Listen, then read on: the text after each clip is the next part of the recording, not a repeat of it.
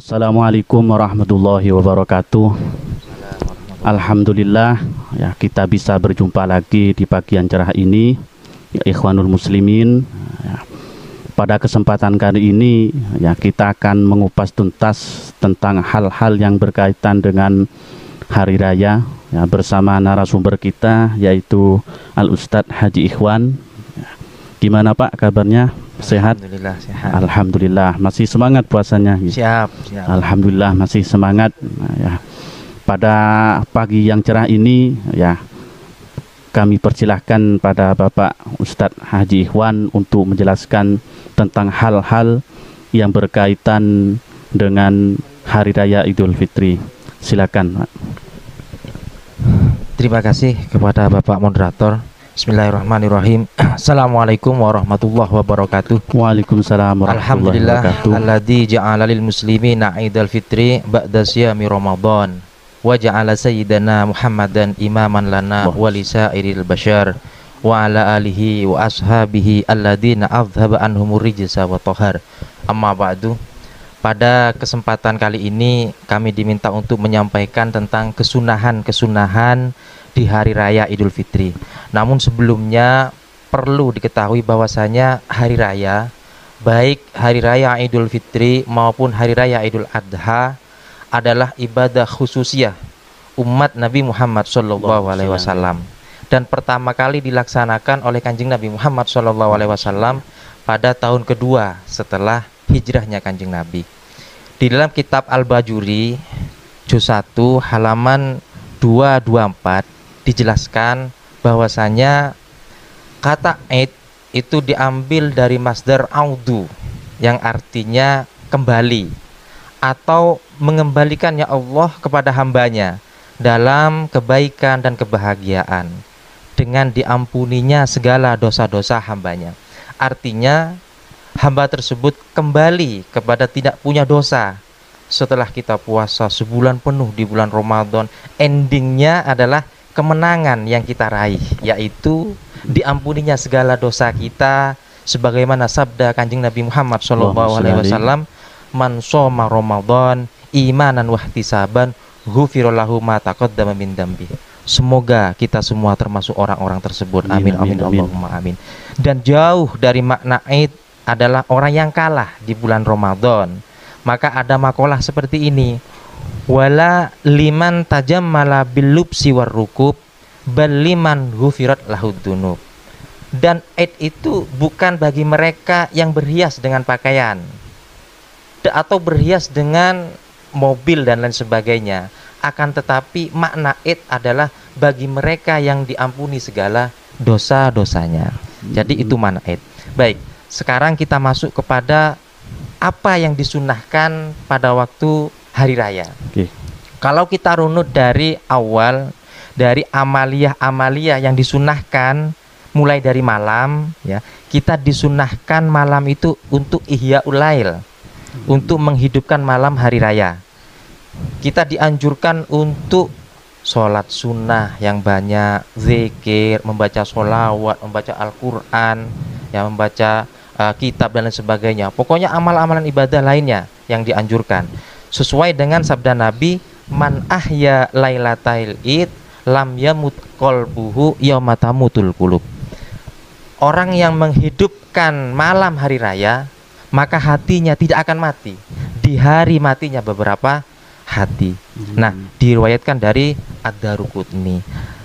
Dan menurut Imam Ibnu Abbas bukan panjenengan Pak Abbas ya. Imam Ibnu Abbas bahwasanya ihyaul lail dengan sholat isya berjamaah dan dengan niat yang kuat untuk melaksanakan sholat subuh berjamaah, ini sudah masuk kepada hasil daripada ihyaul lail. Ini menurut Imam Ibnu Abbas. Sehingga mari kita malam hari raya ini yang sudah beberapa hari ini, kita harus betul-betul melaksanakan kesunahan-kesunahannya, yang termasuk adalah ihyaul lail.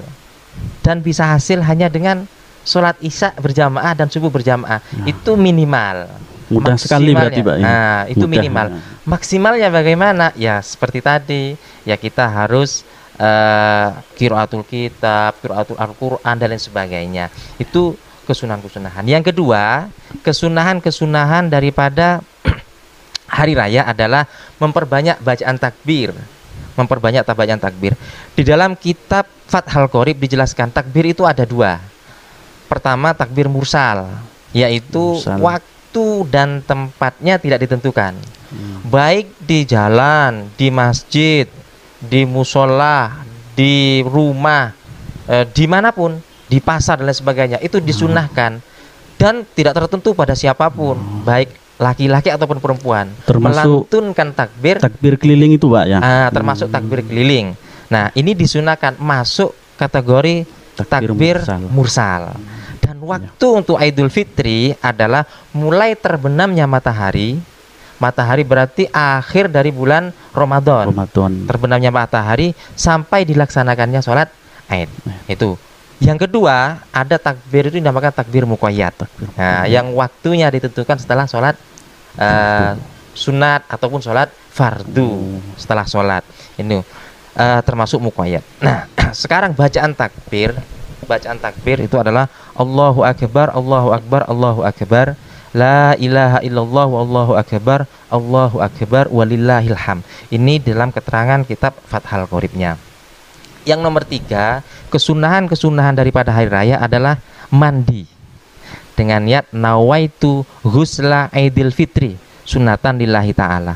Nah, sunat mandi di sini bukan terkhusus kepada orang yang mau hadir untuk melaksanakan sholat Id, tapi secara umum, karena sunat mandi di sini lil yaum, karena hari kemenangan ini disunatkan mandi, sehingga bagi wanita yang haid ataupun wanita yang nifas ini disunahkan mandi. Mulai kapan mandi itu disunahkan?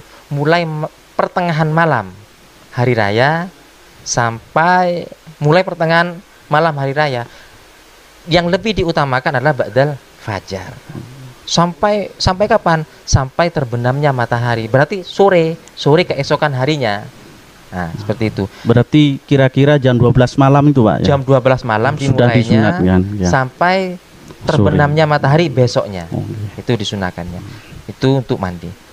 Yang nomor 4, kita disunahkan untuk berhias. Karena Idul Fitri adalah waktunya berhias dan berpenampilan sebaik mungkin untuk menampakkan kebahagiaan di hari yang berkah ini. Berhias bisa dilakukan dengan membersihkan badan, memotong kuku, memakai wangian terbaik, dan juga disunahkan untuk memakai baju yang bagus atau yang baru. Makanya tradisi kita di Nusantara atau di Indonesia, khususnya di Pasuruan, kalau Lebaran banyak yang beli-beli baju itu kan ya. Belanja-belanja baju. Berarti itu ada nasnya. Masyarakat yang membeli baju baru itu melakukan kesunahan ya, melakukan kesunahan sebenarnya. Dapat pahala berarti. Tapi yang mampu, yang tidak mampu ya tidak harus memaksakan seperti itu. Itu untuk berhias. Yang nomor 5, kita disunahkan untuk makan sebelum berangkat sholat. Nah, berbeda dengan Idul Adha. Kalau Idul Adha disunahkan makan setelah sholat. Kalau Idul Fitri itu disunahkan sebelum melaksanakan sholat. Seperti itu. Nah, kesunahannya itu ganjil.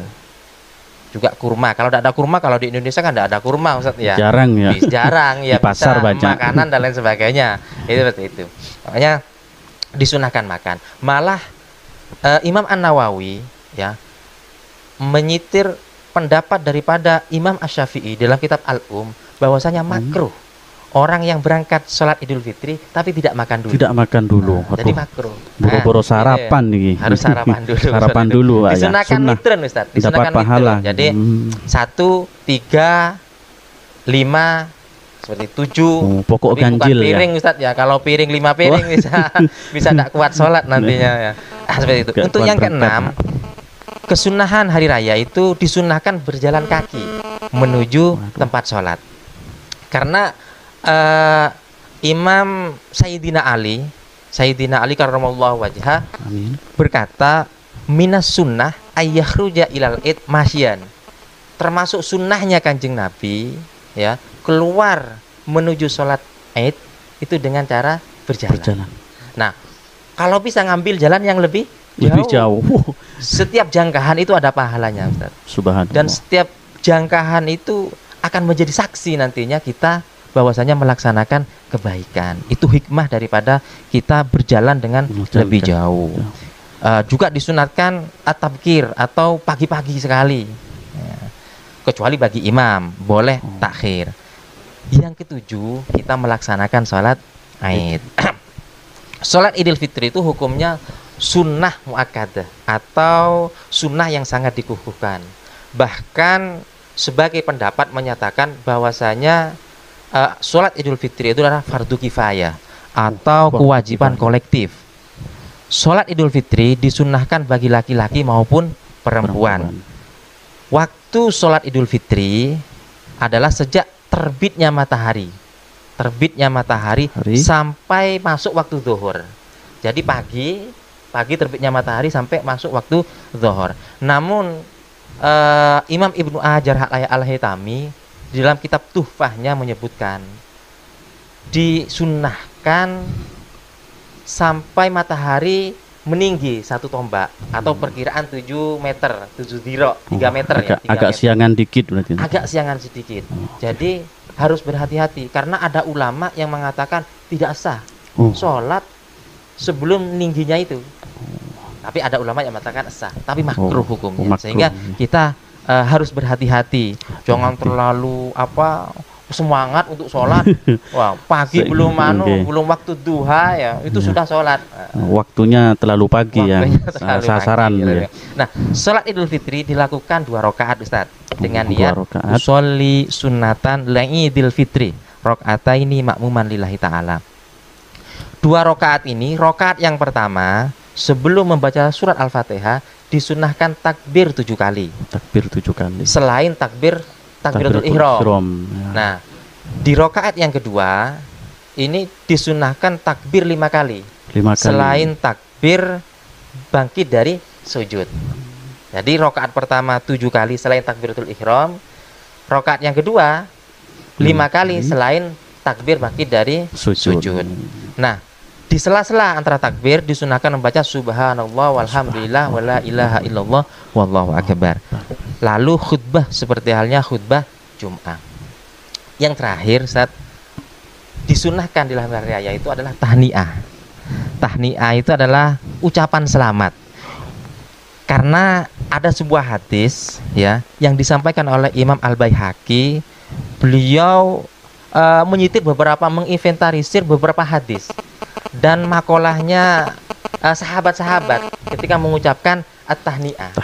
Walaupun toh hadis itu dhaif, tapi untuk fadhailul amal Ustaz ini diperbolehkan. Bisa dikerjakan. Bisa dilaksanakan. Seperti halnya di dalam kitab Hawasy Asyarwani itu disebutkan wa ibaratu saykhina wa tusannu at-tahniah bil aid. Disunahkan mengucapkan selamat dengan aid. Alal mu'tamad ma'al musafaha. Bahkan menurut mu'tamad itu boleh dengan salam-salaman. Dengan salam-salaman. Namun tentu karena bangsa kita Indonesia dan juga dunia sekarang ini lagi diberi cobaan oleh Allah Subhanahu wa taala yaitu berupa pandemik COVID-19. Tentunya kita bermusafahah dengan protokol kesehatan daripada pemerintah, protokol mengikuti kesehatan anjuran pemerintah, mengikuti anjuran daripada pemerintah, karena itu demi kebaikan kita ya, kembali kepada kita ya Ustaz. Mungkin akan kita kurangi musafahanya, mungkin seperti itu karena masih pandemik ini. Semoga pandemik COVID-19 ini segera berakhir dan kita bisa kembali seperti halnya semula. Mungkin demikian Ustaz sedikit penjelasan seputar sunnah-sunnah yang kita laksanakan pada waktu hari raya. Demikian dari kami.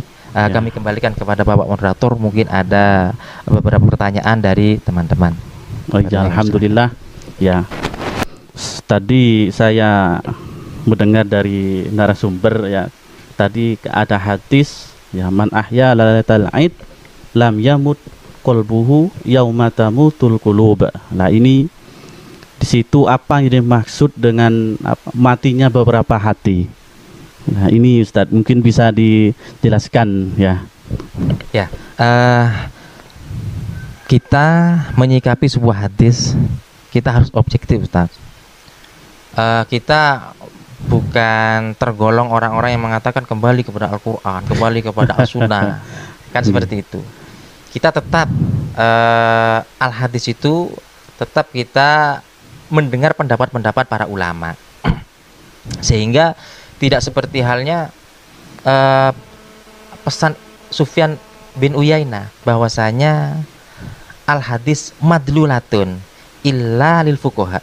Sebenarnya hadis itu menyesatkan, Ustaz. Hadis itu menyesatkan kecuali bagi fuqaha. Maka yang bukan ahlinya jangan gampang-gampang menyebutkan sebuah hadis, apalagi mencetuskan sebuah hukum seperti itu. Maka kita tetap mendengarkan dawuh-dawuh ulama. Seperti halnya dikutip dari Mughnil Muhtaj bahwasanya apa yang disebut matinya beberapa hati yang mati.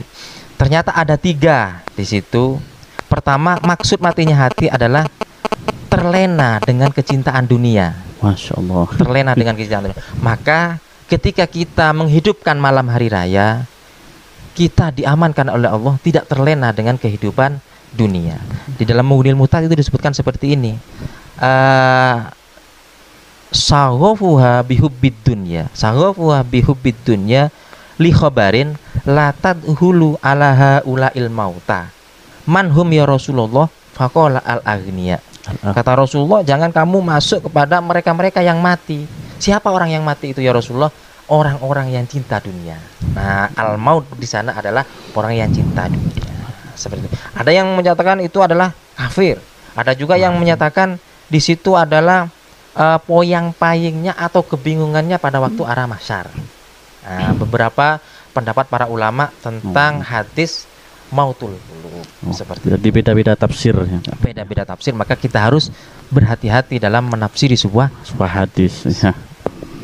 Oke. Ya. Terima kasih tadi ya. Subhanallah ya, jelas sekali keterangannya ya. Oh ya, tadi Ustadz ya, saya mendengar biasanya kan kalau hari raya itu ada takbir-takbir. Nah, tapi di masyarakat itu kan takbir itu tidak sama dengan yang dijelaskan oleh Ustadz ya. Ada penambahan walau karihal kafirun, ada penambahan walau karihal munafikun, ada surat Al-Ikhlas dan banyak lagi yang lainnya. Mungkin sebenarnya seperti apa sih yang takbir yang memang disunatkan itu? Silakan Ustadz ya, bisa dijelaskan. Terima kasih Ustadz ya, pertanyaan yang bagus. Sighatut takbir ini kalau kita lihat yang masruk dari beberapa pendapat ulama, kalau kita kembali kepada mazhab kita Imamuna Asy-Syafi'i yang kita yang disebutkan di dalam kitab Fiqhul Islami Mu'adilatu karya Dr. Wahbah Az-Zuhaili, bahwasanya takbir, kalimat takbir itu adalah Allahu Akbar, Allahu Akbar, Allahu Akbar 3 kali, Ustaz. 3 kali. Itu mazhab Syafi'i ala qaulul jadid. Ada menurut Imam Abu Hanifah dan Imam Syafi'i Al-Qadim itu 2 kali. Allahu Akbar, Allahu Akbar. Nah, tapi yang lebih kuat menurut Imam Syafi'i adalah 3 kali. Allahu Akbar, Allahu Akbar, Allahu Akbar. Nah, kalau ditambahi Allahu Akbar kabira walhamdulillahi kasira wa subhanallahi bukratan wa asila, sehabis mulai itu disunahkan, Ustaz, karena pernah dilaksanakan oleh Kanjeng Nabi pada waktu di Gunung Sofa. Nah, jadi ada nasnya itu. Nah, lalu ada tambahan ya, bacaan la ilaha illallah wa la na'budu illa iyyah mukhlishina lahuddin walau karihal kafirun. Titik, Ustaz. La ilaha illallah sadaqa wa'dah wa nasara abdah wa hazamal ahzaba wahdah. La ilaha illallah wallahu akbar. Itu disunahkan juga, disebutkan dalam riwayat. Karena riwayat daripada Imam Ibnu Abbas dan sahabat Jarir seperti itu, Ustaz. Sehingga kalau ada penambahan yang lain selain yang disebutkan oleh ulama di sini, itu laisal bil masru, tidak dimasuk, tidak disunahkan. Tidak disunahkan ya. Disunahkan, tapi masuk kepada zikir. Niat Tetap masuk zikir kepada aja zikir. ya, dapat pahala. Ada pahalanya zikir, bukan masuk pada takbir. Soalnya yang di masyarakat sudah mengakar ini Ustaz ya. Ada penambahan tadi. Ternyata itu memang tidak masruk ya, tidak disunahkan. Ya. Ya. Kemudian ya, kalau di desa-desa atau di kota-kota ya, ini banyak yang ikut sholat id, wanita-wanita yang ikut sholat id. Nah, ada yang muda, ada yang tua, bervariasi lah. Sebenarnya ya, bagaimana hukumnya wanita itu ikut atau mengikuti sholat id? Ya. Silakan Ustaz. Benar Ustaz. Bahwasanya at-tazayyun yang disunahkan tadi atau berhias yang disunahkan tadi itu tidak berlaku pada wanita yang untuk keluar, seperti itu. Jadi berlaku untuk wanita yang memang ada di rumah, untuk istrinya, untuk suaminya sendiri kan, itu. Nah, sehingga hukum sholat id bagi wanita itu ada 3 macam Ustaz. Ada 3 macam.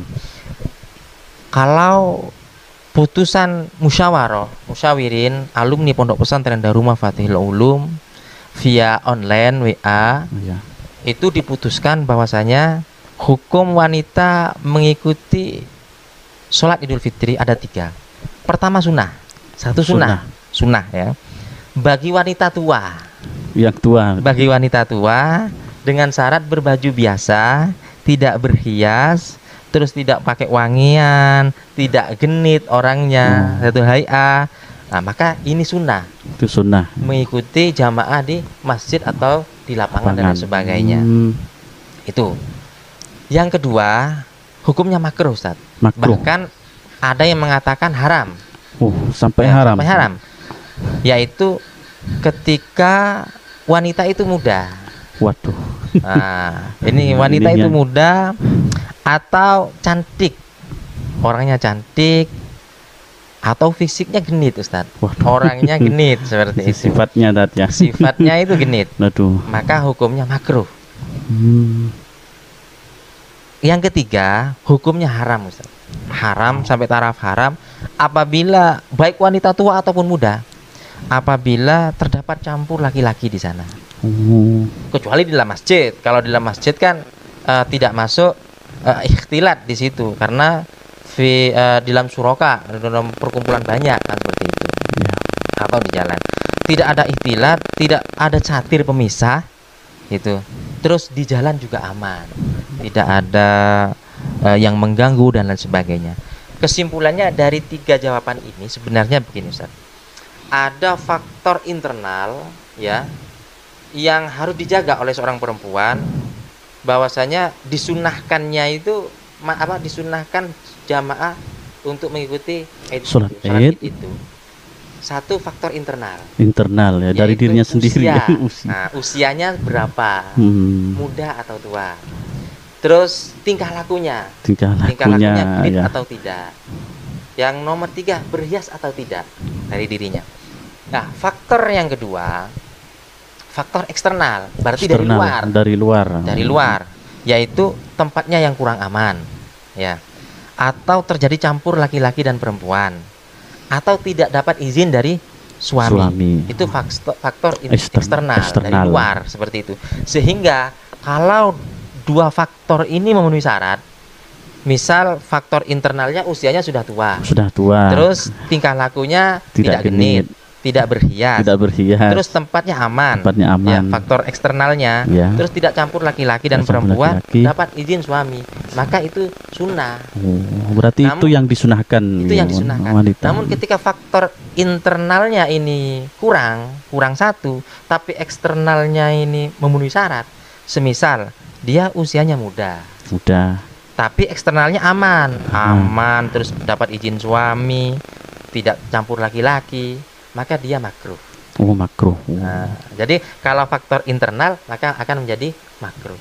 Namun ketika faktor eksternal sudah Ustaz, jalan sudah tidak aman, apapun kedudukannya, maka menjadi haram. Berarti naik ke taraf haram berarti Ustaz. Nah, itu dijelaskan dari beberapa ibarat di dalam kitab Al-Hawi, di dalam Fatawi Al-Kubro juga disebutkan bahwasanya zaman sekarang khususnya kata Fatawi Al-Kubro, Ibnu Hajar Al-Hitami mengatakan kalau dulu zamannya Kanjeng Nabi perempuan itu bisa keluar, boleh sunnah. Nah, kalau zaman sekarang padahal zamannya pada waktu itu zamannya Ibnu Hajar Al-Hitami, apalagi zaman sekarang. Saya ingat dengan ceritanya Ustaz. Ceritanya Kiai Haji Abdullah Musin ketika ngaji Ihya itu. Dulu pondok pesantren ini masih zamannya Banur, beliau masih katanya. Masih zamannya Banur, wanita lewat depan pondok itu malu. Ustaz. Malu. Itu zamannya Banur. Itu zaman Ustaz ya, kita bahas zaman. Ya. Kita bahas sekarang zaman. Ustaz. Sekarang jangankan jalan, sepeda motor kadang pakai cekaan seperti ini. Insyaallah tidak ya. Malu lewat depan pondok. Sudah itu hilang rasa malunya dan ya. Itu zamannya Banur dengan zamannya kita sudah beda yang jauh. Itu Ustaz contohnya. Jadi faktor keamanan tempat itu juga mempengaruhi kepada keharaman dan tidaknya perempuan mengikuti sholat Id seperti itu Ustaz. Ya, mungkin ya itu yang bisa disampaikan oleh narasumber kita ya Al Ustadz Haji Ikhwan ya tentang sunnah-sunnahnya Hari Raya Idul Fitri yang dijelaskan tadi secara detail dan rinci. Ya, semoga itu semua jadi ilmu yang bermanfaat bagi amin, kita semua ya Ustadz ya. Amin Allahumma amin. Ya, dan semoga kita bisa berjumpa lagi ya di lain waktu ya. Dari kami ya pembawa acara mohon maaf. Wa'alafu minkum. Wassalamualaikum warahmatullahi wabarakatuh. Waalaikumsalam warahmatullahi wabarakatuh.